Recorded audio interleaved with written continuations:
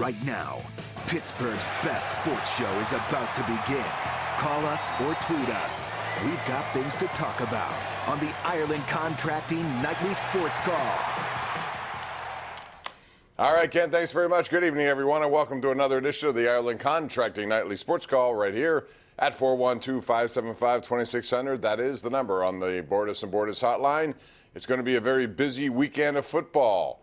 And the Pittsburgh Steelers, of course, in desperate need of a win at 0-2, and they have Mason Rudolph now, who is going to be the man in charge. They also have a new starter on defense, as Minkah Fitzpatrick will get his first opportunity after getting crammed into Pittsburgh. First day he showed up. He's been at practice the last 2 days. We'll be there again tomorrow, and then they head out to San Francisco on Saturday as underdogs. Paul Zeise of the Pittsburgh Post-Gazette and 93.7 The Fan is here. And Paul, this is going to be interesting how it plays out, because Ed Bouchette was talking, and he'll have another report tonight on KDKA-TV at 11 o'clock about what happens if Mason Rudolph really runs through the season and is very successful, and then Ben Roethlisberger comes back healthy. What do you do?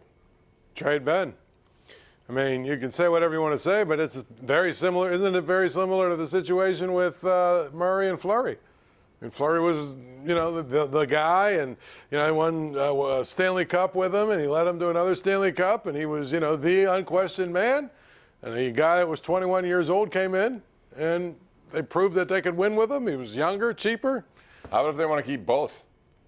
I think that would be a bad idea. Financially, they could, because, right. Mason Rudolph would not be in a position to do anything but play the second year, whatever it is. To me, either it's going to be Mason Rudolph's team or it's Ben's team. And if it's Ben's team, I mean, you can keep both. I guess, if Mason Rudolph, no, here's the thing. If they go 8-8, and he's just okay, well, that's different. But you're talking about what if he, what if he gets, what if he gets really, plays really well, and they get to the playoffs, and win a game or two once they're there. Why he's in the playoffs. And he plays really well, and then it's simple to me. You trade Ben. I mean, that's, I don't think it'd be that simple, but that's the way of the world. I mean, it's the young guys come in and take older guys' jobs in sports all the time.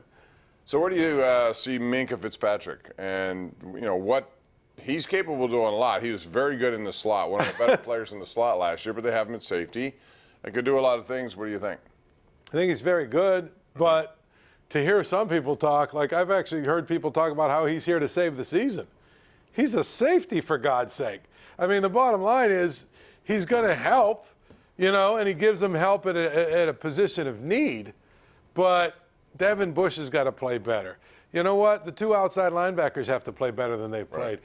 Cam Hayward's got to play better. I mean, they've got enough guys, I think, now where they should be good on defense. But all those guys have to play well. I think this Minkah Fitzpatrick is a good addition. I think it will help that, it'll help the defense, and they'll be better. But there are a lot of other guys on that defense that just haven't played well. They have a lot of number ones. They all got to play. Joe Hayden has to play better, know? I mean, interestingly enough, the one guy that's played pretty reasonably well was Steven Nelson, and all we heard about when he came over was that he stinks.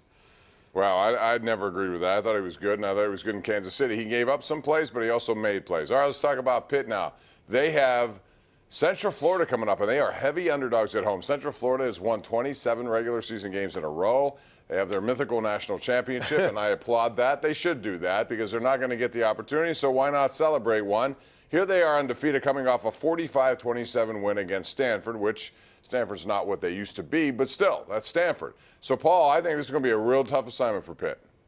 Absolutely. I mean, first of all, Central Florida runs that kind of offense that seems to give Pitt a lot of problems over the last 4 or 5 years. They do the spread offense, quick game stuff, all the high-tech offenses do. But, Pitt, number one, I think their defense is probably better than it has been, since Narduzzi got here. You saw, the second half of last season, the defense actually got better and better and better as last season went on. You started to see that this has a chance to be a pretty good defensive team. And then, of course, this year, they actually have been that through the 3 games that they've played. So the reality is, they're going to have to keep Central Florida under like 30 points to have a chance to win. That's going to be hard to do. I don't know if they can do that, but I'll tell you what, they're more equipped to do it this year than they ever have been.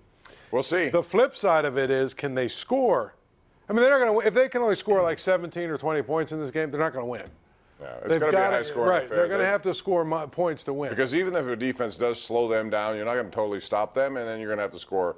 Meanwhile, the Pirates lost again, and Seattle doesn't sweep anyone. They came into Pittsburgh and they swept the Pirates. And so we have that going on. One other baseball note, Aaron Boone, second-year manager of the Yankees, first guy ever to have back. And people will say, well, it's New York. Why? He had to navigate through a whole bunch of injuries. He had a lot of guys on the disabled list, so I give him a lot of credit for that. Real quick, Pirates. After what we've seen this week, and I don't even want to get into that situation with Vasquez, which is disgusting, but what message, real quick, we have 30 seconds, does that send to you? What message does what send to me? All of this, the whole season. It's been a nightmare season, and it ends up with a guy named Nightmare getting in nightmarish situations. I mean, to me, it's just one more embarrassment, and I know it's not their fault, but, Bob, this has got to be – this offseason, they have got to just completely clean house. I mean, they cannot – this is absurd. If they come back with, the management team intact – then they're not. Then they want to play over there with 500 fans every night.